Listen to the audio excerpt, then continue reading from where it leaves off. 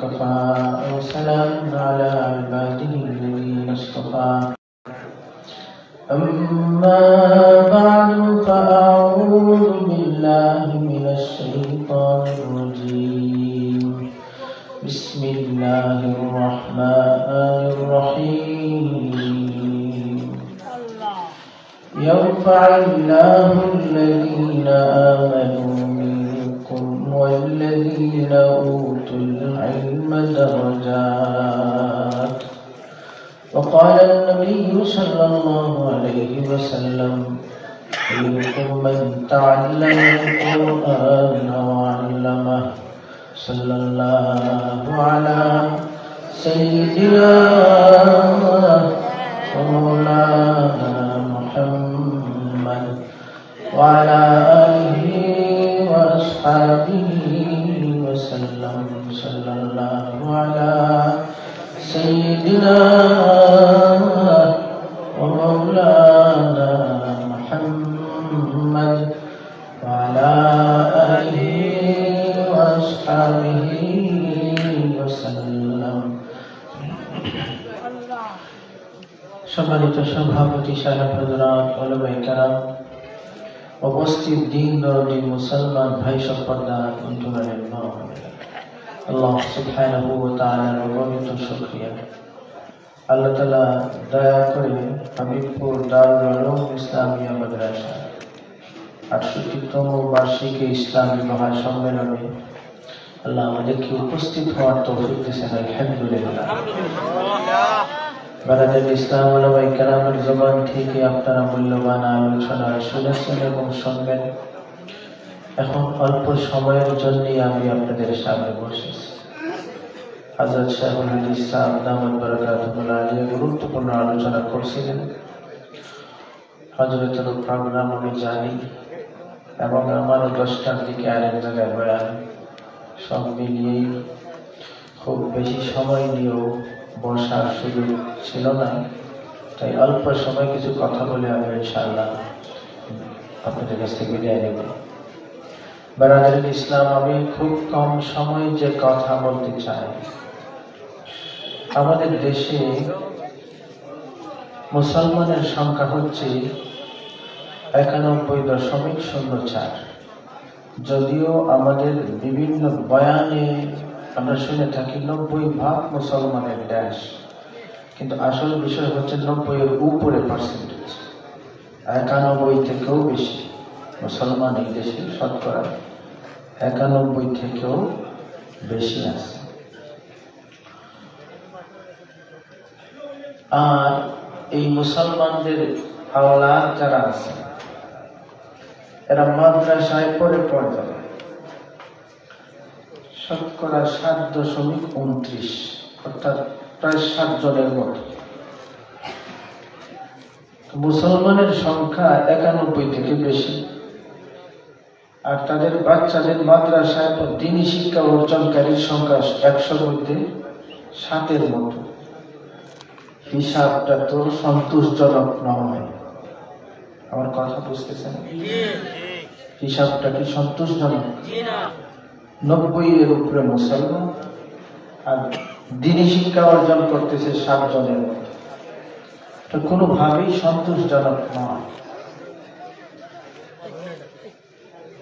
এই অবস্থা কেন হলো? এই দুরবস্থা কেন আমাদের? কোরআন হাদিসের শিক্ষা মুসলমান তার সন্তানকে কেন দিতে চায়? সমস্যাটা কোন জায়গায়? এই প্রসঙ্গে অনেক আলোচনা আছে, এর মধ্যে আমি শুধু একটা কথা বলব, সেটা হচ্ছে অনেকের কাছে ক্লিয়ার না, পরিষ্কার না যে এই কোরআনের শিক্ষা অর্জনের পরে এরা কি হবে। এই জিনিসটা অনেকেই বুঝে না। এই পড়াশোনা করে কি হবে, এই কি হবে, এই ধরনের আরো কিছু বিষয় আছে। আমি দেখতেই বলতেছি যে এই পড়াশোনা করে মাদ্রাসায় পড়ে কি হবে, এই বিষয়টা পরিষ্কার না থাকার কারণেই নিজের সন্তানকে দ্বীনি শিক্ষা দিতে মানুষ রাজি হচ্ছে না, ঠিক না? এই কি হবে উপরেই কিছু কথা বলবো। এবং এই প্রাসঙ্গিক কথা বলার আগে আমি একটা কথা ক্লিয়ার করি। মাদ্রাসায় পড়া, কোরআনের শিক্ষা অর্জন করা, দ্বীনি শিক্ষা অর্জনের মূল বিষয় নিজের পেট ভরাও না, নিজের অর্থবিত্ত এগুলা সবকিছু মালিক বনাও না। এই সমস্ত মানুষেরা এই দ্বীনি শিক্ষা কেন আসে? নিজের দুনিয়ার স্বার্থের জন্য আসেই না। এই শিক্ষার উদ্দেশ্য হচ্ছে অল্প দিনের দুনিয়া নয়, চিরশান্তির আখিরাতের চিন্তা করতে হবে। এবং এই লাইনে যদি আপনি চিন্তা করেন কি হবে, আমি 5টা কথা বলব। 1 নম্বর কথা হচ্ছে, নবীজি ডিক্লেয়ার করেছেন, ঘোষণা দিয়েছেন, কোরআন ওয়ালা যারা হয় এরা আল্লাহর নিজের লোক। বলেন সুবহানাল্লাহ। ইন্না লিল্লাহি আহলিনা মিনান নাস ক্বালু ইয়া রাসূলাল্লাহ মান হুম ক্বালা হুম আহলুল কুরআনি আহলুল্লাহি ওয়া খাসাতুহু। যারা কোরআনের চর্চা যারা, এরা আল্লাহ পরিচয়, আল্লাহ বিশেষ বান্দা। সোজা কথায় একজন কেন্দ্রীয় লিডার যদি হাবিবপুরের একজন লোকের ব্যাপারে বলেন উনি আমার নিজের লোক, এটা বললেই উনি পুরো এলাকায় ভিআইপি হয়ে যায়। লিডার বলছে উনি নিজের লোক। তো বিশ্ব জাহানের মালিক যখন কাউকে নিজের লোক সাব্যস্ত করে দেয়, মনে রাখবেন উনি পুরো দুনিয়ার মধ্যে ভিআইপি হয়ে যায়। এরা কি হবে? 1 নম্বর, আল্লাহর নিজের লোক হবে। বলেন সুবহানাল্লাহ। ভাইরা আমার, 2 নম্বর কথা হলো, এরা আল্লাহর বিশ্বস্ত মানুষে পরিণত হবেন। বলেন সুবহানাল্লাহ। এরা আল্লাহর কাছে বিশ্বস্ত হবে, আল্লাহর কাছে বিশ্বস্ত। এটা বোঝার জন্য একটা উদাহরণের আলোকে বলি। যেমন মনে করুন আপনি বড় একটা কেস মামলা ফেস করতে জানেন, আপনার পক্ষে সাক্ষী কারে নেবেন?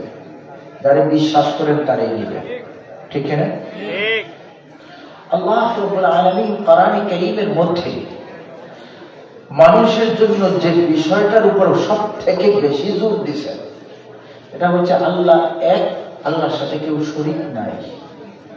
তাওহীদের বিষয়টা, একাত্মবাদের বিষয়টাকে আল্লাহ বেশি জোর দিয়েছেন।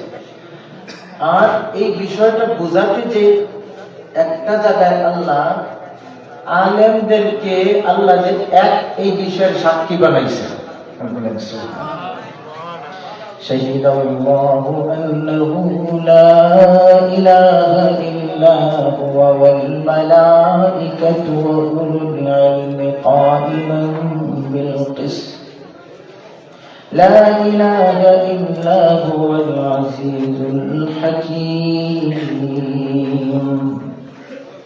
আল্লাহ রাব্বুল আলামিন এই আয়াতের মধ্যে আল্লাহর একত্ববাদের সাক্ষী মানুষের মধ্যে কারে সাব্যস্ত করছেন?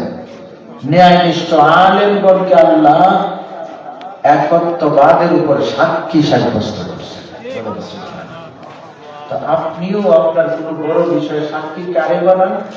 যারে বিশ্বাস করে, বিশ্বস্ত। আল্লাহ তার সব থেকে বেশি যে যুগটা মানুষের জন্য দিয়েছেন তাওহীদ, একত্ববাদ, এই কথার সাক্ষী মানুষের মধ্যে কারে বানাইছেন? কোরআন ওয়ালাদেরকে বানাইছেন। বলেন সুবহানাল্লাহ। 3 নম্বর হলো, যে জিনিসের মাধ্যমে বান্দা বন্ধু হয়, আল্লাহর বন্ধু হয়, যেটা ভিতরে থাকলে বান্দা আল্লাহর বন্ধু হয়। আল্লাহ বলেন এটা আলেমদের ভিতরে থাকে। বলেন সুবহানাল্লাহ। আমার কথা রিপিট করছি, যে জিনিস মানুষের ভিতরে থাকলে মানুষ আল্লাহ বন্ধু হয়, অর্থাৎ বান্দা বন্ধু হয়ে যায়। আল্লাহ বলেন এটা আলেমদের ভিতরে থাকে। ইন্নামা ইয়াখশাল্লাহা মিন ইবাদিহিল উলামা। ইন্নাল্লাহা আজিজুল গফুর। আল্লাহর ভয় হচ্ছে আল্লাহর সাথে বন্ধুত্বের মেইন জিনিস। আল্লাহ বলেন আমার ভয়টা আলেমদের ভিতরে থাকে। এরা কি হবে? এক নম্বর আল্লাহর নিজের লোক হবে। দুই নম্বর এরা আল্লাহর কাছে বিশ্বস্ত মানুষ হবে। তিন নম্বর আল্লাহর সাথে তাদের বন্ধুত্বের সম্পর্ক। চার নম্বর আবার নবীজির কথা, ইন্নাল উলামা ওয়ারাসাতুল আমবিয়া।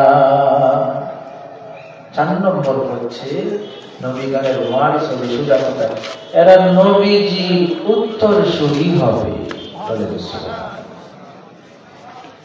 5 নম্বর কথা,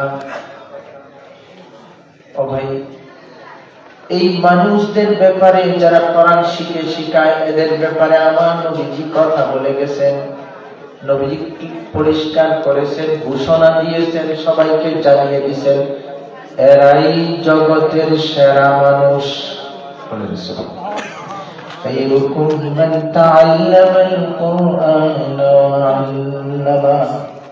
যারা কোরআন শিখে শিখায় এরাই হচ্ছে সবার চেয়ে শ্রেষ্ঠ। বলেন সুবহানাল্লাহ। নবী বলেন এরাই তোমাদের মধ্যে শ্রেষ্ঠ। এই নবীজির এই কথাটা যদি মানুষ না বুঝে, যারা বুঝে না এটা তাদের দুর্বলতা। নবীজির কথার মধ্যে কোনো ধরনের দুর্বলতা নাই, ঠিক কিনা? একজনের চোখ নাই, দেখে না, তো যে জিনিস দেখলো না ওই জিনিসও তো অসুবিধা নেই, তার চোখ না থাকায় সমস্যা। যারা নবীজি দেওয়া ইজ্জত বুঝতে রাজি না, বুঝতে হবে। যারা বুঝে না এটা তার বুঝের সমস্যা। নবীজির কথার মধ্যে কোনো দুর্বলতা নেই। আমাদের ব্রেইনটা তো এমন ভাবে ওয়াশ হয়ে গেছে, বিভিন্ন ধরনের ইসলাম এবং তাদের এজেন্টের দুশ্মনরা এমন ভাবে আমাদের মগজ ধোলাই করছে, আমরা আলেমদের কোনো জিনিসই আর পছন্দ করি না, আমাদের কিছু তাদের ভালো লাগে। আলেম একটু তাড়াতাড়ি হাঁটতেছেন, বলবে এই হুজুরে কোন হালে জানি দাওয়াতের খবর হাটখানে যাচ্ছে। আলেম একটু আস্তে আস্তে হাঁটতেছে, বলবে হুজুরে এমন খাওয়া খাইছি। আলেম ভালো কাপড় চোপড় করছে, হুজুররা এত শান শওকতে চললো কেন?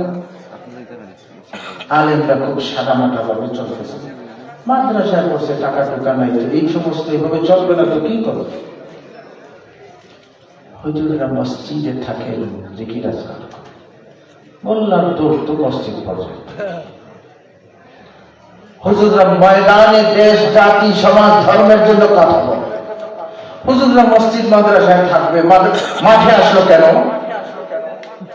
কথা বুঝেন? হুজুররা যাবে কোথায়? মনে রাখবেন হুজুররা এই সমস্ত জিনিসের পরোয়া করে না। কে ইজ্জত দিল আর কে দিল না এই সমস্ত জিনিসে হুজুরদের কিছু আসে যায় না। বিশ্বনবী সাল্লাল্লাহু আলাইহি ওয়াসাল্লাম ডিক্লেয়ার করেছেন এরাই জগতের সেরা। কথা বুঝতেছেন? তো যাই হোক, আমি আগেই বলেছি আমি দীর্ঘ আলোচনায় যাচ্ছি না, আমার টাইম সীমিত। আমি শুধু বলছিলাম এটি 91% মুসলমানের দেশ, এই দেশে মুসলমানের বাচ্চারা শতকরা 7 জন কেন আছে? সংখ্যা এত কম কেন? আমাদের এই দুরবস্থা কেন? এর জবাবে বলেছিলাম কিছু জিনিস মানুষের বুঝে আসতেছে না। এর মধ্যে একটা হচ্ছে এই পড়াশোনা করে এরা কি হবে, এই জিনিসটা অনেক কাছে ক্লিয়ার না থাকায় বাচ্চা মাদ্রাসা যায়। অনেক আলোচনা থেকে শুধু এই পয়েন্টটি আমি 5টা কথা বলেছি এরা কি হবে, এবং প্রথমেই কথা বলেছি দুনিয়ার কি হবে চিন্তা এদের মাথায় নাই। তাদের হচ্ছে অনন্ত অসীম জিন্দিগির চিন্তা নিয়ে কি হবে এই ব্যবস্থাটা। এবং 5টা কথা বলেছি। 1 নম্বর এরা আল্লাহর নিজের লোক হবে। 2 নম্বর এরা আল্লাহর কাছে বিশ্বস্ত মানুষ হবে। 3 নম্বর এরা আল্লাহর বন্ধুত্বের যোগ্যতা অর্জন করবে। 4 নম্বর এরা নবীর উত্তরসূরি ওয়ারিস হবে। 5 নম্বর নবীজির কথা মতো এরা জগতের সেরা মানুষ। সুতরাং যাদের ইমানের মজবুতি আছে এরা কি হবে এই টেনশন আশা করি করবেন না। নিঃসংকোচে নিজের সন্তানদেরকে কোরআনের শিক্ষা দিয়ে দিবেন। রাজি আছেন না ইনশাআল্লাহ? তো যাই হোক, ওলামা ইকরাম বয়ান করবেন। আমি শুধু একটা কথা আমার এক ভাই আর করিয়ে দিয়েছেন, একটা আমাদের তরুণ ভাইরা এই যে 31st নাইট, এই যে নববর্ষ উদযাপনের নামে যে অপসংস্কৃতি আমাদের দেশে আমদানি হয়েছে, এই ব্যাপারে আমাকে কিছুটা ইশারা করছেন কথা বলতে। তো আমি লম্বা কথা নয়, শুধু এটুকুই বলবো, এটা মুসলমানদের কালচার নয়, এটা অমুসলমানদের কালচার। আমরা এই সমস্ত জিনিসের সাথে সম্পর্ক রাখতে পারি না, সাপোর্ট করতে পারি। রাজি আছি না ইনশাআল্লাহ? আল্লাহ তৌফিক দান করুন। আমিন। ওয়া আখিরু দাওয়ানা আলহামদুলিল্লাহ।